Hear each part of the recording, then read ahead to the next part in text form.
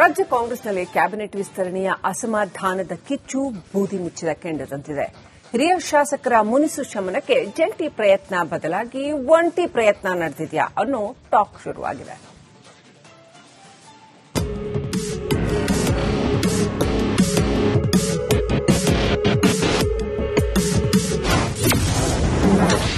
ಅಸಮಾಧಾನ ಶಮನಕ್ಕೆ ಸಿಎಂ ಒಂಟಿ ಹೋರಾಟ. ಹಿರಿಯ ಶಾಸಕರ ಬೇಸರ ತಣಿಸಲು ಡಿಕೆಶಿ ಕಸರತ್ತು. ಕಾಂಗ್ರೆಸ್ ಸರ್ಕಾರದಲ್ಲಿ ಎರಡನೇ ಹಂತದ ಸಂಪುಟ ವಿಸ್ತರಣೆ ಬಳಿಕ ಅಸಮಾಧಾನದ ಕಿಚ್ಚು ದಗದಗಿಸ್ತಾ ಇದೆ. ಖಾಲಿ ಇರುವಂತಹ ಒಂದು ಸ್ಥಾನ ಮಹಿಳೆಯರಿಗೆ ಅನ್ನೋದು ಬಹುತೇಕ ಫಿಕ್ಸ್ ಆಗಿದೆ. ತಮಗೆ ಸಚಿವ ಸ್ಥಾನ ಸಿಕ್ಕಿಲ್ಲವೆಂದು ಬಹುತೇಕ ಹಿರಿಯ ಶಾಸಕರು ಫುಲ್ ಗರಂ ಆಗಿದ್ದಾರೆ. ಹೀಗಾಗಿ CM DK Shivakumar home visit ಮಾಡುತ್ತಿದ್ದಾರೆ.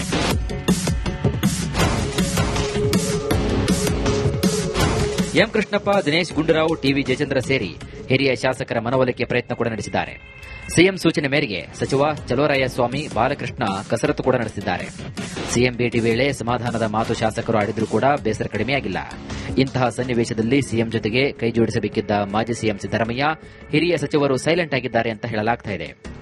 ತಾವು ಹೇಳಿದವರಿಗೆ ಸಚಿವ ಸ್ಥಾನ ಸಿಕ್ಕಿಲ್ಲ ಎಂಬ ಕಾರಣಕ್ಕೆ ಸಿದ್ದರಾಮಯ್ಯ ಮುನಿಸಿಕೊಂಡಿದ್ದಾರೆ ಅಂತ ಹೇಳಲಾಗಿದೆ. ಅಸಮಾಧಾನಿತ ಹಿರಿಯ ಶಾಸಕರನ್ನ ಸಿದ್ದರಾಮಯ್ಯ ಕರೆದು ಮಾತನಾಡಿದ್ದಾರೆ.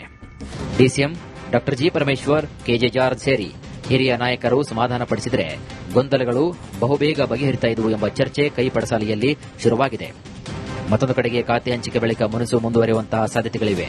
ಅಧಿವೇಶನ ಸಮಯದಲ್ಲಿ ಮತ್ತಷ್ಟು ಗೊಂದಲ ಆಗುವಂತದ್ದು ಬೇಡ ಎಂಬ ಕಾರಣಕ್ಕೆ ಕ್ಯಾಬಿನೆಟ್ ಸರ್ಜರಿ ಮುಂದೂಡಲಾಗಿದೆ.